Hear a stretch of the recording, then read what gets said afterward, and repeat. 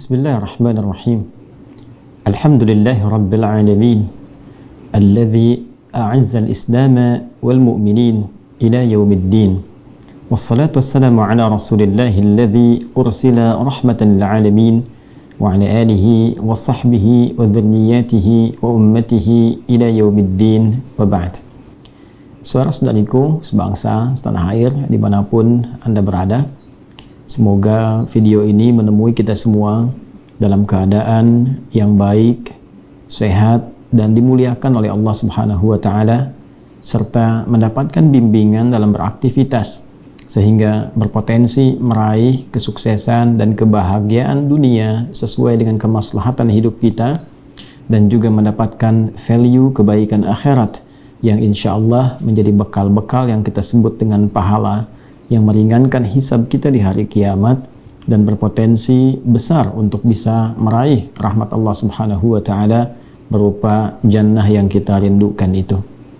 Saudara-saudariku, 6 September tahun 1944, saat kita masih berjuang dengan darah, keringat, air mata, diwakili dengan merah dan putih itu yang kelak akan menenun bendera yang membawa sekian makna perjuangan yang kita hormati sampai dengan kini, yang tentu seluruh perjuangan itu diwakili oleh orang-orang hebat, orang tua kita yang sangat luar biasa, yang sampai sekarang kita sertakan dalam doa-doa terbaik kita. Dalam momentum itu terdapat seorang sosok besar, 6 September 1944, langsung dari Jerman dengan menggunakan satu wasilah radio berbahasa Arab. Beliau adalah seorang mufti dari Palestina, mufti dari Yerusalem, bernama Syekh Muhammad Amin Al-Husaini, yang dengan sangat luar biasa lantangnya, semangatnya, memberikan dukungan yang sangat mutlak dan sangat kuat terhadap kemerdekaan Negara Kesatuan Republik Indonesia secara de facto. Dukungan yang disiarkan melalui radio Jerman berbahasa Arab inilah yang kemudian menyebar di dunia Arab, yang melahirkan dukungan-dukungan baru yang sangat kuat, bahkan bukan sekedar dukungan moral ataupun intelektual, tapi juga ada materi-materi yang juga disuguhkan dari mulai Palestina sampai ke Mesir dan beberapa negara-negara Arab yang menyusul kemudian. Alhamdulillah atas berkat rahmat Allah Subhanahu wa Ta'ala, dengan perjuangan para orang tua kita, dengan doa mereka, dengan tenaga mereka, darah, keringat, air mata mereka, terwujudlah kemerdekaan Indonesia itu di hari Jumat yang kita ketahui dengan tanggal 17 Agustus tahun 1945, dan sampai dengan sekarang sudah sekian masa kita nikmati kemerdekaan itu, 78 tahun tepatnya, yang tentu mesti kita isi dengan semangat untuk membangun, kompak, terjauh dari perpecahan, dan dengan itu insya Allah kita bisa membangun negeri ini sesuai dengan harapan para pejuang-pejuang kita yang menginspirasi dan mengarahkan kita untuk selalu bersatu dalam kebaikan, dan juga menjadikan Indonesia ini negara yang kuat, makmur, dan lebih daripada itu diridhoi oleh Allah Subhanahu wa Ta'ala, karena kita meraihnya pun atas berkat rahmat Allah yang Maha Kuasa. Saudara-saudariku, 4 tahun setelah peristiwa pengumuman itu, tepatnya tahun 1948, ternyata mufti besar itu dari tempat ia dilahirkan, tempat ia tumbuh berkembang bahkan menjadi mufti, keadaan menjadi berbalik. Saat 6 September 1944 ia dengan lantang menyuarakan kemerdekaan Indonesia, maka 4 tahun kemudian ternyata negeri tempat ia terlahir, negara yang eksis dalam kehidupannya, menjadi berbalik terjajah sampai dengan kini. Sekian puluh tahun telah berlalu, dan menariknya, dan juga bukan hanya menarik dalam konteks positif, tapi juga memberikan makna-makna yang ironi, makna-makna negatif kepada kita semua, bahwa sekian puluh tahun ini semua terjadi, dari mulai pembunuhan, dari mulai pelecehan, penodaan, sampai ke situs-situs suci. Rasa-rasanya mata-mata dunia sampai dengan kini jarang sekali tertuju dengan objektif, memberitakan dengan sesungguhnya, bahkan menjadi narasi-narasi yang berputar terbalik sehingga memberikan opini yang berbeda, khususnya pada generasi masa kini. yang tidak membaca dengan teliti perjalanan sejarah, yang tidak mengetahui eksistensi dari penjajahan dan sebagainya.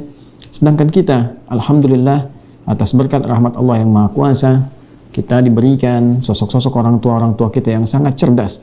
Selain berjuang dengan fisik mereka, mereka juga berjuang dengan spiritual dan intelektual mereka, sehingga mampu merumuskan dasar-dasar bernegara, undang-undang dasar kita, yang di situ pun kita diminta berperan aktif untuk bisa menyuarakan bukan hanya sekedar suara lokal kita, tapi kita diminta menjadi bagian dari masyarakat global yang mengkampanyekan pembebasan, mengkampanyekan kesetaraan, kebaikan, dan anti penjajahan.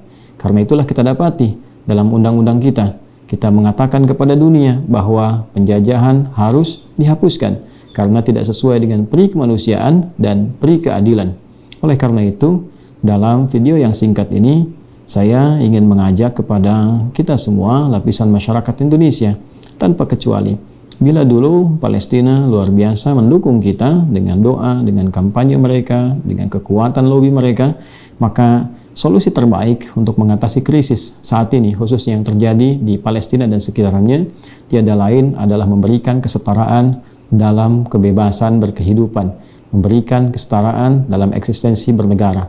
Saatnya Palestina merdeka, seperti yang lain juga merdeka, mendapatkan kenyamanan beraktivitas, terbebas dari konflik, saling menghormati, dan kiranya itu akan mengantarkan kedamaian ke berbagai pihak dalam berkehidupan.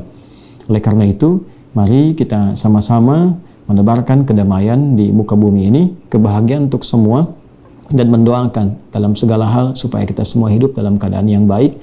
Dan dalam konteks Palestina yang sekarang berkembang, saya mengajak kita juga untuk mendoakan para pejuang-pejuang untuk mendapatkan kemerdekaan dalam kehidupan mereka.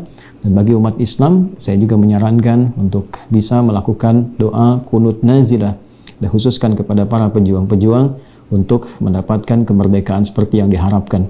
Bila dalam puluhan tahun otoritas penjajah melakukan berbagai macam keburukan, tindakan kriminal, seperti yang tadi saya sampaikan, membuldoser wartawan, bahkan non-muslim yang sedang menyiarkan penggusuran-penggusuran perumahan yang dilakukan dengan cara ilegal, membunuh, melecehkan, menodai situs suci, merampok, dan mengeluarkan penduduk aslinya luput dari pantauan dunia, atau boleh jadi bukan dikatakan luput, tapi dialihkan pemberitaan dalam konteks yang lain, maka menjadi ironi dan sangat mengherankan jika penduduk lokal melakukan perlawanan, pembelaan diri, dan kehendak untuk merdeka, seperti dulu juga Amerika berjuang untuk mendapatkan kemerdekaannya, seperti juga dulu Eropa berjuang untuk mendapatkan kemerdekaannya, seperti dulu Indonesia berjuang untuk mendapatkan kemerdekaannya.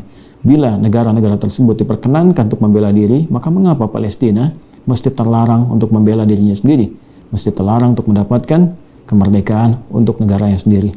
Mari kita berlaku jujur, berlaku objektif, dan sekali lagi umat Islam mendoakan dengan doa kunut nazilah kita, semoga Allah Subhanahu wa Ta'ala memberikan kedamaian di dalam setiap lapisan kehidupan kita dan mengantarkan kita pada hamba-hamba terbaik dalam berkehidupan. Terima kasih. Mohon maaf bila kurang berkenan. Semoga Allah mengampuni kita semua. Assalamualaikum warahmatullahi wabarakatuh.